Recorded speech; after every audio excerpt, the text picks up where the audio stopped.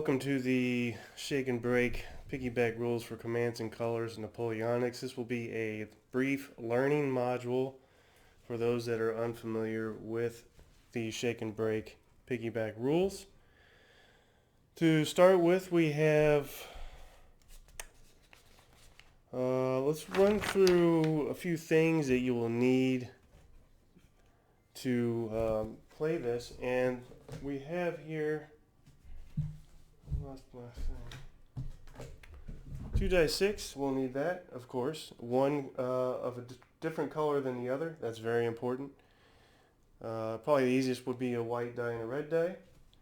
Then we have, if you're using what I use, which is miniatures, and you don't use the exact number of stands that correspond to what the Commands and Colors blocks would represent, then you'll need some sort of step loss marker to keep track of your losses. When the unit becomes shocked, an easy way is to just represent that with a yellow marker. I tend to use a yellow die and switch out the unit strength die with the yellow die to represent shocked. And when the unit becomes broken, you'll need a red marker. Likewise, I use a red die to represent that. And then finally, for our Commander-in-Chief command points, I use a black die to represent that. Additionally, you'll need numbered shits to identify your leaders. Each number needs to be different for each leader for both sides. So for this scenario, which is the Victoria 21st of June 1813 scenario that can be found in the first expansion, the Spanish Army, we have 4 leaders per side, and so we would need, and I should add, these are from another game. This is from Storm over Arnhem. That's just readily available, so that's what I've used. You can use anything as long as it has a different number, so 1, 2, 3, 4, 5, 6, 7, 8, etc. You could use letters, A, B, C, D. Scrabble pieces sometimes work good for that. So you can mark each leader. Now you'll need the same number for each number in use. So whereas again we have 8 leaders in play, represented thusly, we'll need the exact same number represented so that we can draw chits. And then you'll need a way to mark leader stats. I found the easiest way to do this is with just ASL counters. You'll need a few 7 -0 counters, 8 -0, 8 -1, 9 -1, 9 -2, and 10 -2 counters. Again, these are mandatory, but it makes it a lot easier if you can just pull these from an ASL game that you have laying around. If not, again, you can make your own. Another thing that comes in handy is an in-command marker and an out-of-command marker. Again, I've kit bashed ASL, Solitaire ASL for this. You can use anything just as long as you know that in-command means in-command and out-of-command means out-of-command. Something to represent a leader wound will come in handy. Again, this is an ASL counter I use for that. And low ammo to represent artillery having low ammo, and also a ASL counter is what I use for that. So what you'll do is put these aside. And switch to this angle here. We need to place our numbered shits on each leader, so I'll go ahead and show you how that works. So we'll put doesn't matter what order you do it in, so we have a leader here, we'll mark him with a 3 and just go on down the line. And the second leader with a 4, the third leader with a 5, and the sixth leader with a, the fourth leader with a 6. So then the same for the other side. We'll grab those and mark those accordingly. So same thing for each leader. We've got, and only have to do this once at the beginning of the game. 3, and then a 4, and a 5, and our 6. Next, you'll need to place your leader stat marker or counter, whichever the case may be, on each leader. I've already done so we won't need to use these. You can do that. It's recommended you do this randomly to keep things interesting. So again, you put a number of these in a cup and draw them out for each leader, and work it thusly. So again, I've already placed those, so we have one here. Each leader has a leader stat that has been drawn randomly and placed on each leader. Once you do that, I should back up and state the numbers that we have that correspond to the numbers on our leader chits that I already showed you. These go in a cup. These are what you will draw to activate leaders. And in a sense, these are your command cards. This is kind of what is the engine that drives the game. So we'll need those in the cup. Then you're going to want to put these here. You're going to want to get something that is represents your commander-in-chief. I've made something like this to represent the commander-in-chief. And you will place him anywhere you like within your half of the board. And you need to bear in mind that the commander-in-chief has a 3 hex range. Now these leaders for both sides only have a 2 hex range.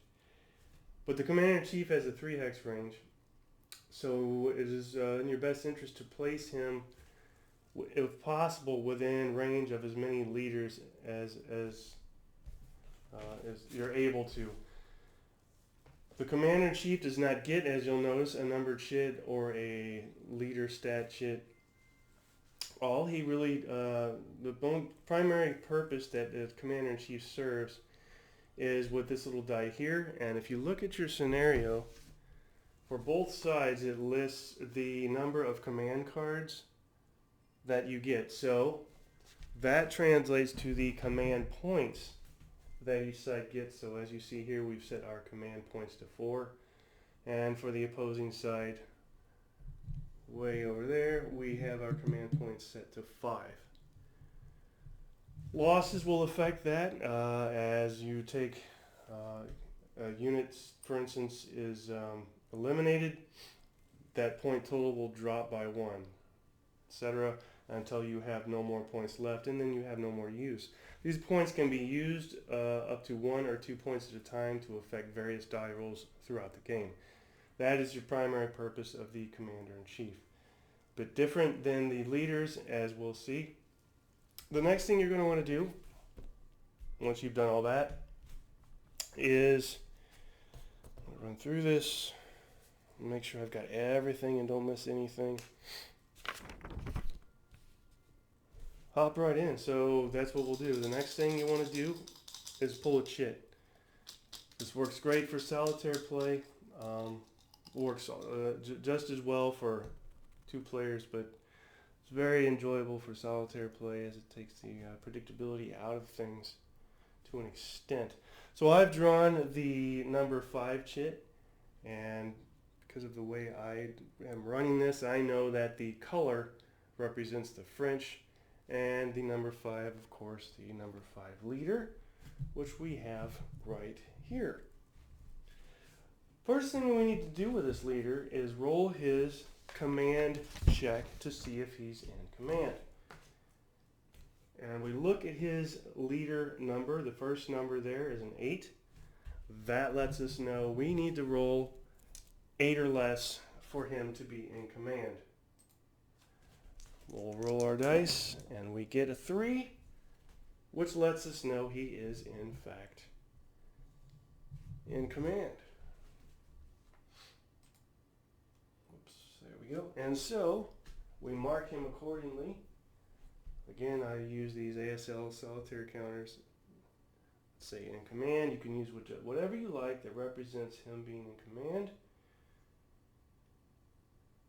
And now everybody, not everybody, I should say every leader has a 2x command range.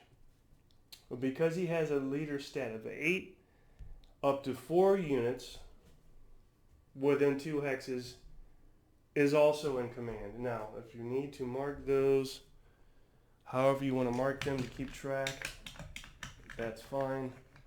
If you're like me, you forget things, you get confused and mixed up. So that would be this unit, and I'll mark it with a red die. This unit, of course, this unit, and this unit. That is everybody that we have that reaches our command, is within our command reach, I should say. And the maximum total that can be in command is of course 4 because of his command rating. As you'll notice here, this gentleman is out of command. How do we fix that? Well, we'll see in a bit. So we'll go ahead and, just like you would in Commands and Colors, you'll activate these units however, whichever order you wish to do that. If I wanted to move this light cavalry unit here up, or do I want to move it this way? Actually, I think I want to move this way and cover our flank. I'm going to do so. They can move up to 3. That has not changed. That is the same. Let me see what I'm looking for. Here we go. Light cavalry. Yes, they can move up to 1, 2, 3, and still battle. So we'll move them 1, 2, 3 right here. And place them thusly. They're done. We can remove this die. They have done a thing. Next, we'll move our light infantry here. They can move 1 in battle or 2 in not battle. We'll go ahead and move 1, 2. They're done. Next, our foot artillery could probably be better placed, but I think for now we'll leave it where it is. I'm going to take that back. Let's go ahead and move it up 1. Decisions, and they're finished. And then finally, this line infantry unit can move 1. Well, let's go ahead and move them up 1 here. Now, here's a decision to make. Had the leader been attached to a unit, he could move with that unit as usual. But our decision is, do we want to move the leader, and if so, where? Remember, this unit is out of command reach, so if I was to move my leader here, that would place pretty much everybody in this perimeter within command range. And that's the end of that activation. We'll draw another chit, bring it back to center. And this is the red 4, so that lets me know it's the British, and it is leader number 4. We'll head over there, and that is going to be this unit right here. Let me see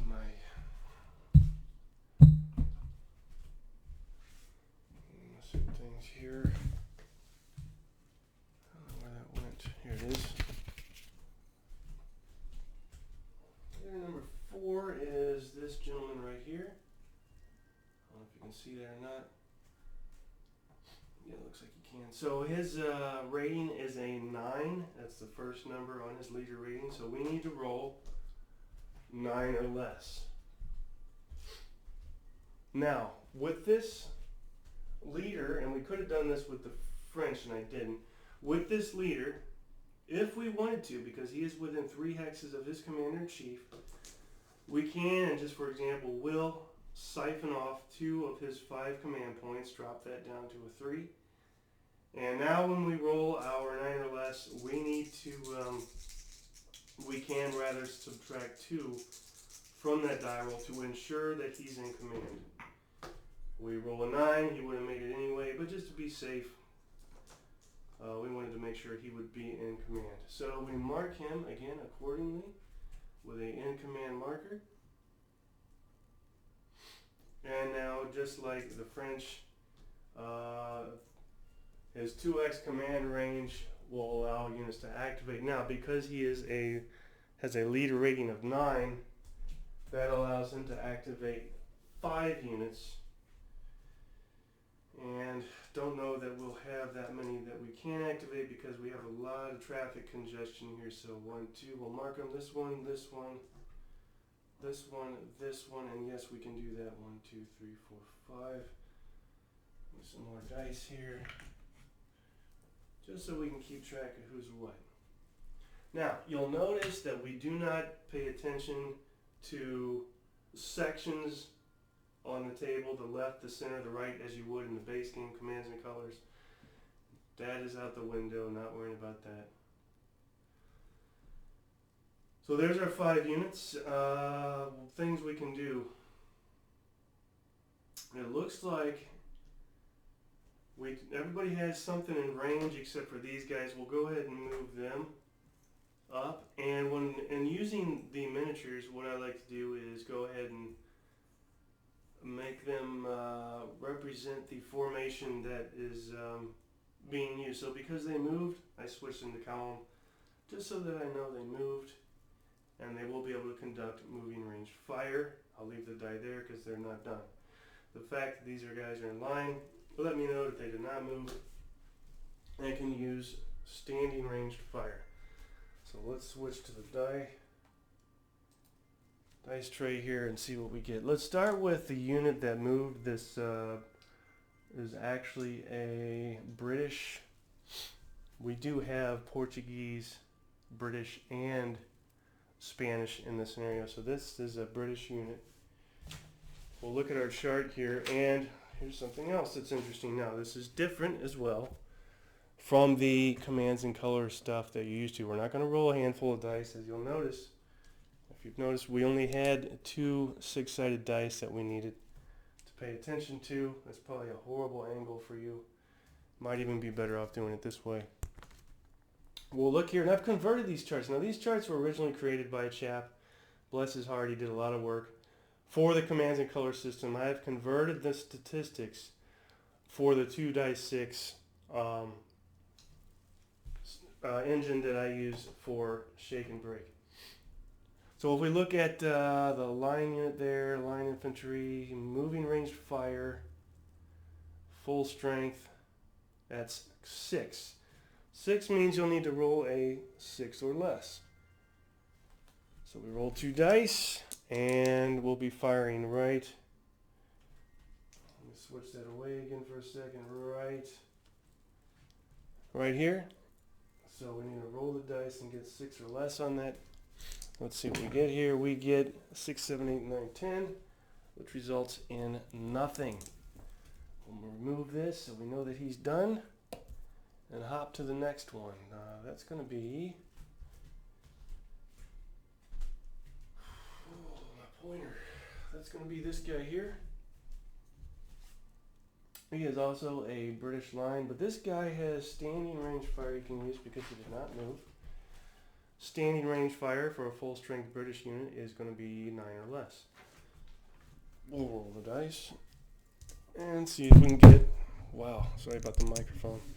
See if we can get 9 or less. That's going to be a 5, which is in fact a 9 or less. Now, also remember that I said we needed 2 different colored dice. Why is that the case? Because you're going to look at the red die. Now that we've achieved a hit, we're going to look at the red die, and that's going to tell you the result. We'll look at our chart here. We can see that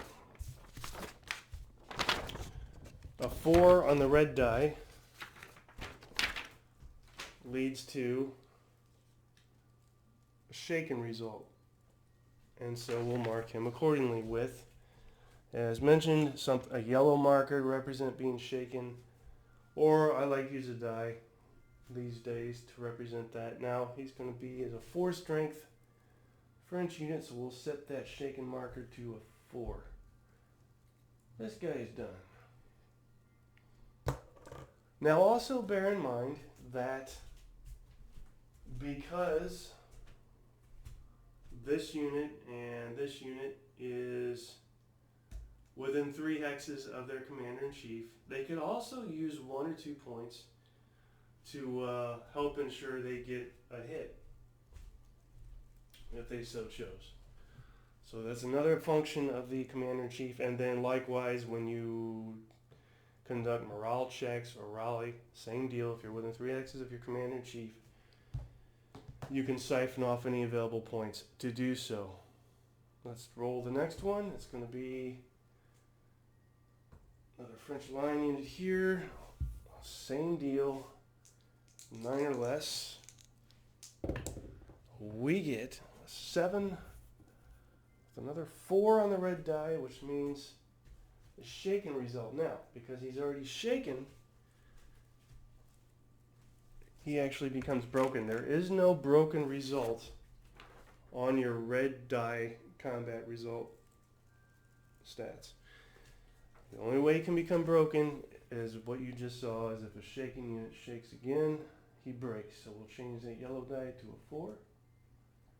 And now he's broken.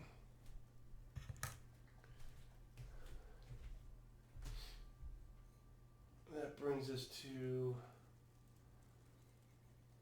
another one. We'll roll him up. It's also going to be 9 or less. Actually, I take that back. It's actually going to be 8 or less. I forgot about the hill. Would be 9 or less, and I messed up with the other guy, but we'll let it go. But because he's firing uphill, it's actually going to drop by 1 to an 8 or less. We got a 6, and for God's sakes, wouldn't you know, another 4 on the red die, which means shaken. Now, we'll mark that, and then we have an artillery unit that can fire, and then we'll draw another chit. So let's head over to this artillery unit here. That is a Spanish foot artillery unit. What does he have to fire at? He has some French light infantry on a hill they can fire at, but I do not believe the hill will affect artillery, and no, it does not. So we look at our Spanish, and I've converted all these charts again for you. Spanish foot artillery standing range 2 hexes is 7 or less. So once again, we roll our 2 dice, see if we can get a 7 or less. We got a 7 with a 6 on the red die. Now, an easy way to let you know right off the bat what you've done is the higher the red die is, the lesser the result. The lower the red die is, the better result. So with that 6, these guys are going to take a +2 morale check. And if you look at your shake and break rules, these used to be called shake and bake actually. We will learn that if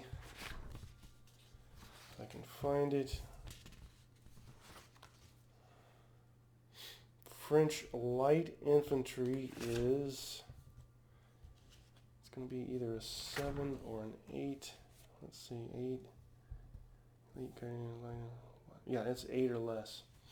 So that red die result, which was a +2 morale check, we'll need an 8 or less, and we'll add 2 to that. 3, 4, 5, 6. They passed. They're done. We're going to draw another chit. Let's switch back to this and draw another chit. This time is the French, and it is the leader number 4 right here in the center. He is ranked in 8, and so for his command roll, we need to roll 8 or less. I forgot to show that. And we did. We rolled an 8.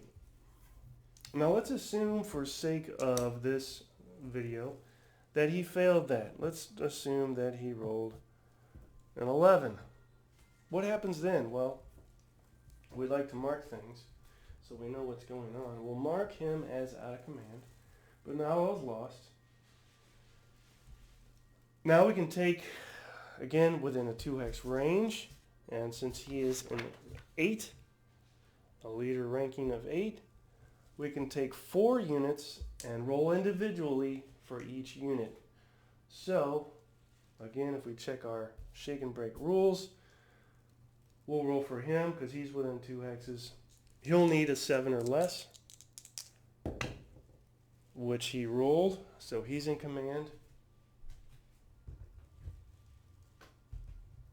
And we can mark him with a die, it's probably easier. So he'll be doing things. This guy here, he's going to be 7 or less.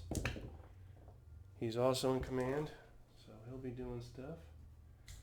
I just battered the light cavalry here. These guys here are light infantry. They are 8 or less, but they rolled a 12. So they are not in command. In fact, and this is a recent addition to the rules, and this comes from, no surprise, Black Powder. When you roll a 12 on your individual command check, you have a blunder. Fun stuff, something I enjoy, so I carried over to these rules as well. To determine what happens on that blunder, you're going to roll a 6-sided die and check the result. I rolled a 4, and so we're going to move right 1 hex, but since we can't, we stay there and do nothing. So we don't mark him. And then finally, actually not finally, we have this artillery, 7 or less, 4, 5, 6, he's in command. And then the 2 units here, we have light cavalry here, which are 7 or less. And they passed. And finally, our horse artillery right here, which is also 7 or less, and they failed. So there you go. If your leader fails his command check, not all is lost. You can roll individual checks for everybody within a 2x range. Commander-in-Chief points able to be siphoned will apply as well if you're within the 3 hex range of your Commander-in-Chief. It's all up to you, strategy, tactics, etc. So, what I think we'll do with these guys is move up 1 and conduct a melee against these chaps right here. So that'll be French line infantry conducting melee against other infantry is 9 or less. Seems like we should nail that. Stranger things have happened. In addition, because it is melee, we subtract 1 from our die roll, so we rolled a 10, but because we subtract 1, that drops down to a 9. Let me verify that. Yep, that's what happens. So we did get a hit, but we got a 6 on the red die, so all that is merely a +2 morale check for that British line unit, which needs a 7 or less. We add 2. We get a 5. And add 2 to that is a 7, so they're fine. They can now battle back just as in the base game. They will do so with 8 or less. That's going to drop to a 7 or less for battling uphill.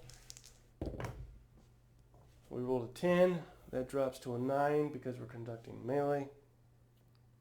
And we didn't get it. So that is the end of that. Hopefully that made sense. These guys here are, if you can remember, broken, hence the red die. So they need to rally. To do so, we're going to roll equal or less than their morale, which is, again, for French line. And as mentioned before, in the shake and break rules, 7 or less. However, because they're broken, there's a modifier for that, which is a +4. So pretty tough job to do. We rolled a 12, not cool, for a number of reasons. The only cool thing about failing a broken rally attempt is you do become shaken. So you still got issues, but you're not broken anymore. So we'll mark him with a shaken marker. However, since we rolled a 12 on our rally attempt, we actually take a loss call that stragglers, call it disorganization, what have you, but suffice to say, we did so horrible on that rally attempt, we actually dropped a strength point. That's how that works. These guys weren't able to be in command. That brings us to our foot artillery here, which will fire at 2x range. French foot artillery standing range fire 2x range is 7 or less. Let's go ahead and roll that. And we rolled an 8. So nothing going on there. Pull that off.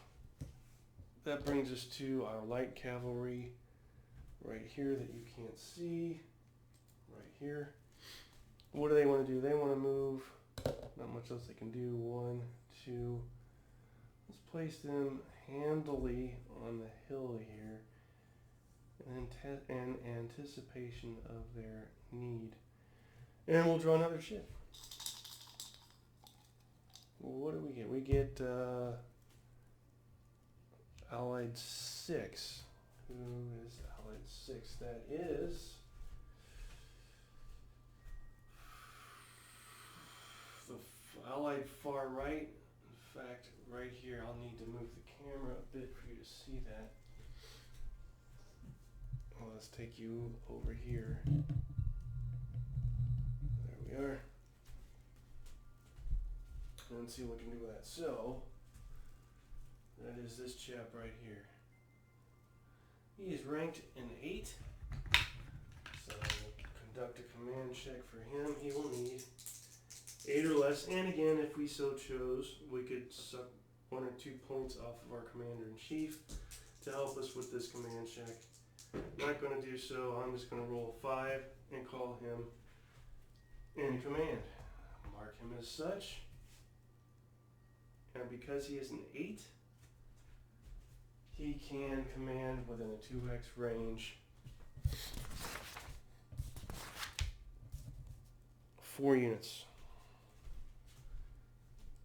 So let's mark our 4 units and do some stuff.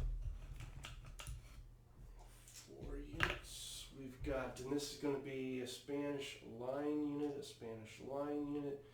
some Spanish foot, and let's go ahead and command this British line infantry that had just done melee and see if they can do anything additional. Sound like a plan? Bring it back to the tray here. Let's see what we get. Let's start with our British in melee here. Mark that like that and see what happens.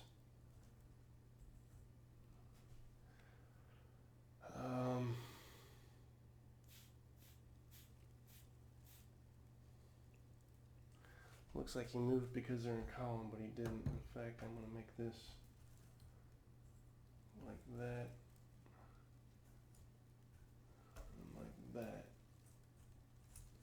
just for my own peace of mind. So there we go. Let's go ahead and roll him. That is the British line unit, melee, full strength. 8 or less, we'll deduct 1. 6, 7, 8, 9. In fact, it would be 7 or less because they're battling uphill. They failed that. Now, you may have heard me say 8 or less, which we can see here, but then -1. Now, why is that -1? Long story short, the best way to make this conform to how Commands and Colors works, the number of sides on the dice that are rolled in Commands and Colors varies depending on what you do. So in melee, you have sabers. To account for that, I have the -1 in melee. Trust me on that. He got nothing, so nothing doing. Now, as usual, just like in the base game, the French can battle back. They'll do so. That is a full strength line unit battling back in melee against other infantry. It's going to be 9 or less. We rolled an 8, and so we got a hit. What do we do when we get a hit? We check our red die and see what that means. 5 on the red die. Still a morale check, but a little bit better. This is a +4 morale check, so they'll need to roll a 7 or less, but we're going to add 4 to the die. So 3, 4, 5, 6, 7, 8, 9. They failed, so they are shaken. So mark them with a yellow marker. And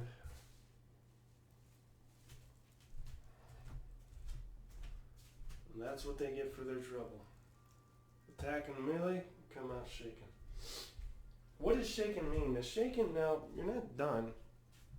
Shaken is you move your firepower, or what I call your combat strength, and movement is halved. And you're going to round down. So for instance, if you can only move 1 hex, you can't move at all.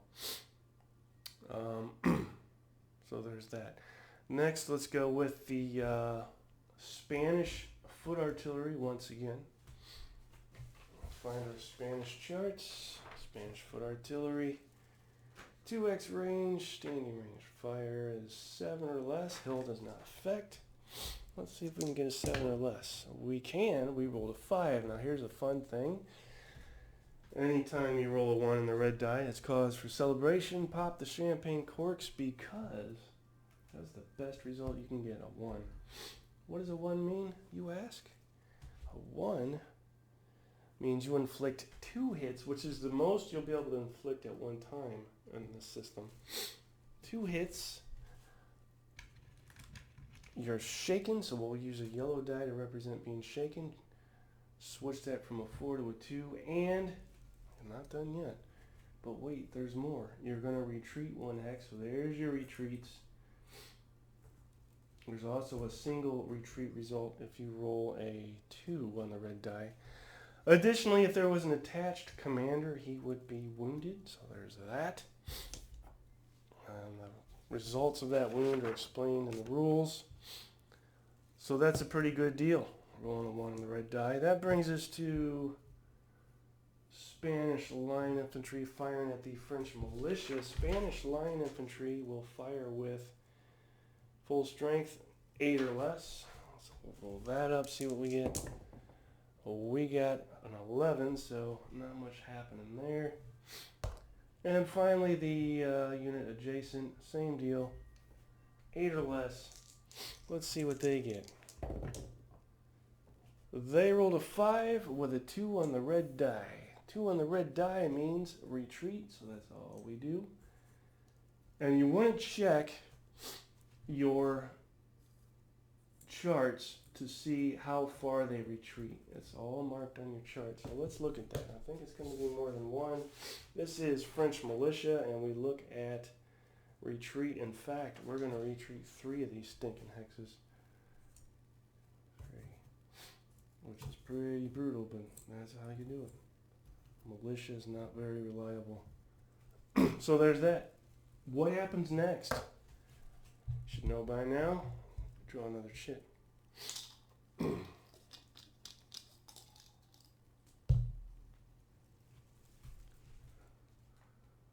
All the hard work and the bulk of everything has been configured and done for you with these rules and these charts, and you're welcome.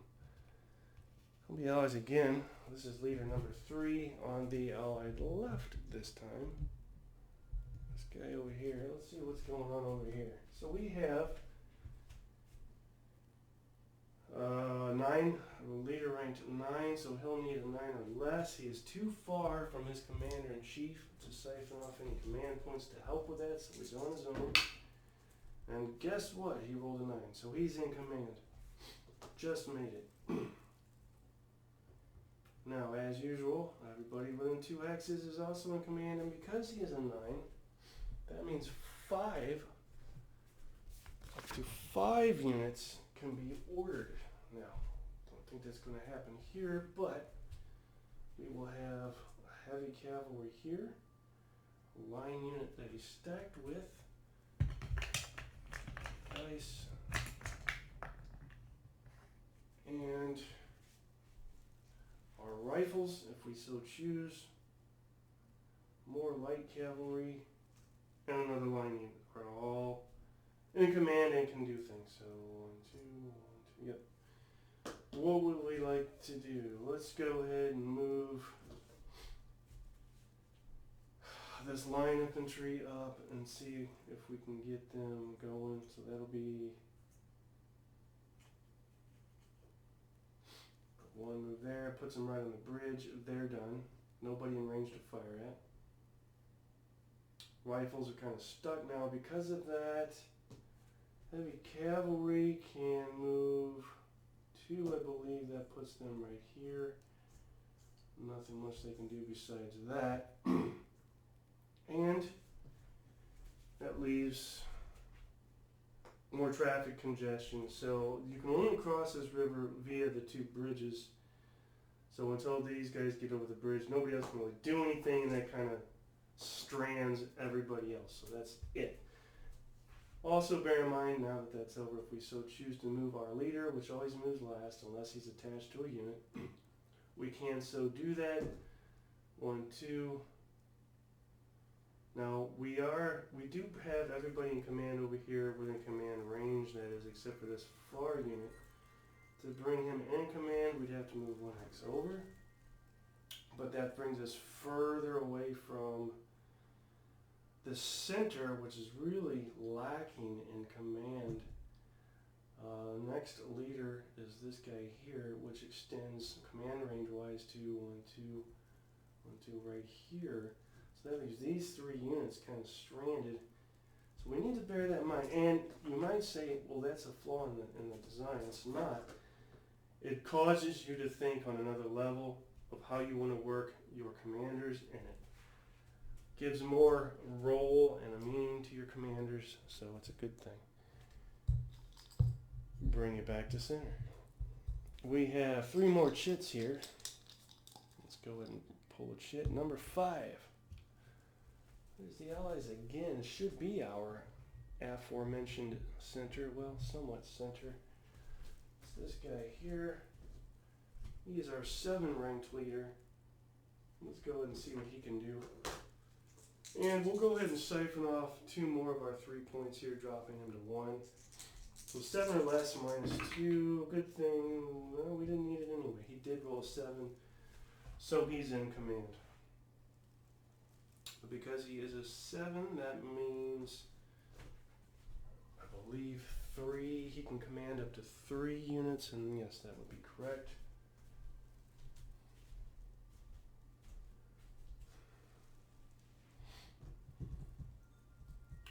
So, what do we want to do here? 1, 2, something with them probably. And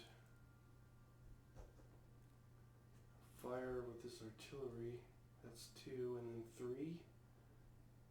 1, 2, 1, 2. Let's move these guys up. So we'll start here. We'll move them, and then do moving range fire. Them being our Portuguese friends, be firing moving range fire uphill. Probably won't amount to much, but let's roll it up. So we'll go to our Portuguese charts, which have also been converted for you. Portuguese moving range fire line, or is that light? There's light infantry. Moving range fire 6 or less drops to 5 or less for the hill. We'll roll that up and see what we get. We got not a 5 or less. We got a 10, so that's the end of them. That brings us to these guys. I'm trying to determine who I want to fire at. It would be most beneficial, and they're both at the same distance, so we don't have to. You would fire at the closest one, but they're both the same distance. So we'll go ahead and fire at the one that's already shaken. See if we can get a broken result. Who's firing? That's the British line, full strength, standing range fire. 9 or less drops to 8 or less for the hill. 6, 7, 8, 9, 10. Couldn't do it. We tried. And finally, our artillery here will fire over the heads of our British brothers at the French line on the other hill. That is a 1, 2, 3 hex distance. British, nope, that's Portuguese rather, artillery, foot artillery, 3 hex distance, standing range fire is a 6 or less, drops to, no it doesn't, because that doesn't affect anything, 6 or less, 6, 7, 8, 9, 10, couldn't do it, so nothing going on there.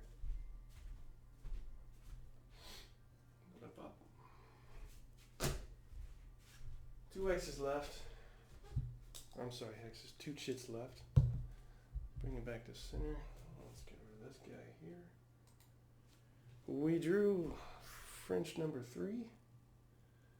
And French number 3 is on the French left. French number 3 is ranked. What is he ranked? He is an 8, so we'll need an 8 or less. See if we can roll an 8 or less. We can, so he's in command. We like to mark things, so we mark him in command. And proceed to order 4 units within 2 hex range, so that'll be these guys. 1, 2, 3, 4. When you're shaken, to recover from being shaken, you don't have to do a morale check or rally. You simply remove it, and that's all you get to do. So he's done. Our militia, let's go ahead and move them, start trucking them back up the line. They can only move 1 because they're useless. 2, let's put them there. They're done. We can fire with, and I will do so, this unit right here, standing range fire. We'll fire at this British line unit that's already shaken. French standing range fire 8 or less. Let's see if we can do 8 or less on that. Full strength. We rolled a 6, so yes we can. 4 on the red die. Anybody remember? 4 on the red die is shaken result. But he's already shaken. He's now broken. And things should get interesting here because we're not done yet with this poor unit. We're going to have that unit there conduct melee against him, and the way I have the rules written for this is if you are broken and you are attacked, you don't even need to roll it. Save you time. That's the kind of guy I am. Let me find that. So they would retreat if able, but cannot because of their traffic jam behind them. Let's see. I take that back. They will not retreat from an attacking unit until the attack is resolved. So we need to resolve the attack. And for French militia, that's going to be a 9 or less. Brutal. Brutal stuff. Rolled a 6, and joy of all joys, a 1 on the red die means he drops to 2. So he loses 2 strength points, drops to 2. He's already broken. You can't become more broken, so that stays the same. He would normally retreat, but because he cannot retreat, he loses another strength point, drops to 1. And that's it. He will not be battling back because he's broken. And there's no attached leader to wound, so there's nothing to deal with there. Our final chit to be drawn is going to be the French, and let me guess, leader number 6, yes. Leader number 6 is upper right, our upper right flank here. He is not within, yes he is within. Let's go ahead and even though he's a 9 ranked leader, let's go ahead and siphon off 2 of our 4 points here to use on our die roll. So 9 or less -2 to get him in command. We rolled a 6, no problem, in command. Mark him as such. And because he's a 9 ranked leader, so too are 5 units within 2 hexes. So give me all of these guys. Healthy. 1, 2, 3. I wonder if it was worth firing these guys. Let's try it. 4 and 5. Roll those guys up there. I think that's how I want to do it. 1, 2, 3, 4, 5. No. Here's what I want to do with the light cavalry. I want to push them up 1 more hex, so that once these guys cross the bridge and have to stop here, they'll be within. Well, technically I could attack them on the bridge. 1, 2, 3. Yeah, I could.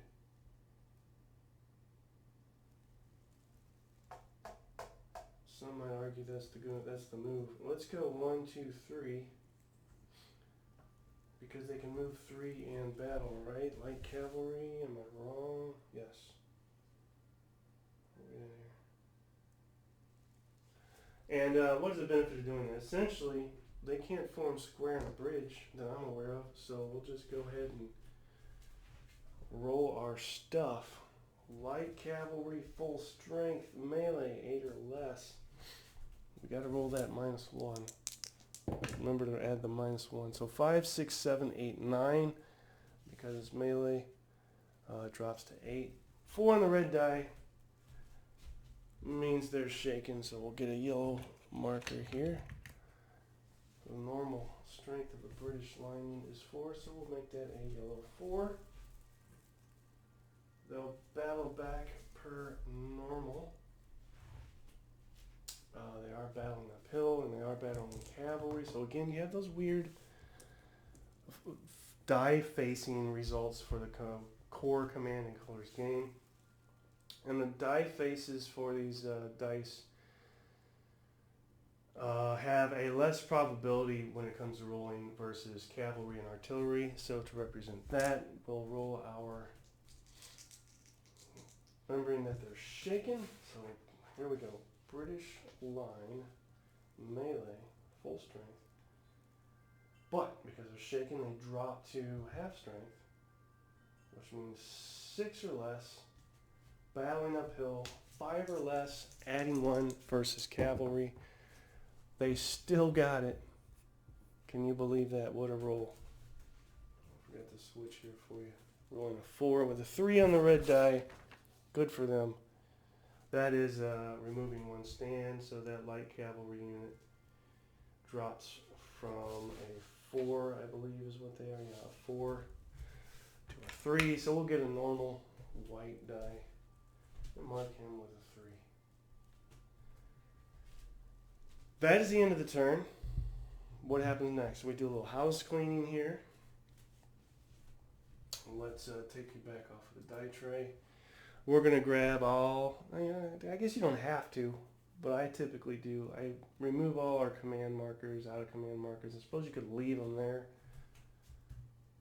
but probably is easier to keep track. And I forgot to roll for the for 4 other units. Maybe I should do that. But let's just assume that I did. The purpose of this video is to show you what I showed you and save time. I'll just go ahead and forego rolling those 4 units there. But as stated, we'll take these guys off. Now, the leader statistics, the leader chits stay on the leaders. The number chits stay on the leaders. Nothing changes there. We reset our commander-in-chief points. So again, if you forget, check your scenario, and we see that there are 4 command cards for the French, which means 4 command points for the commander-in-chief. Now, if we had lost a unit, we wouldn't get 4, we'd get 3. If we had lost 2 units, we'd only get 2 command points. 5 units for the allies. So we reset that.